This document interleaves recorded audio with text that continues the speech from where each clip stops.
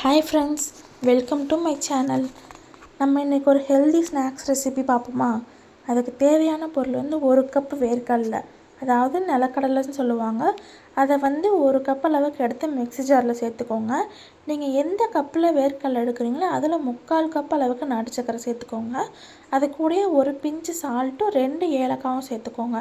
சேர்த்துட்டு நல்லா அரைச்சிக்கோங்க. அரைச்சி அதை ஒரு பிளேட்டில் மாற்றிட்டு 2 ஸ்பூன் அளவுக்கு நெய் ஊற்றிடுங்க.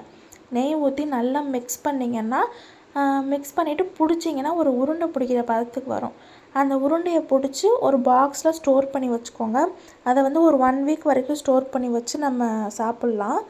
நம்ம குழந்தைங்களுக்கு வந்து கடையிலேருந்து வாங்கி கொடுக்கறதுக்கு பதிலாக இந்த மாதிரி வீட்டிலேருந்து செஞ்சு கொடுத்தோம்னா நமக்கும் கொஞ்சம் சாட்டிஸ்ஃபேக்ஷனாக இருக்கும், குழந்தைங்க ஹெல்த்துக்கும் நல்லதாக இருக்கும். இந்த வீடியோவை ட்ரை பண்ணி பார்த்துட்டு எப்படி இருக்குன்னு சொல்லுங்கள்.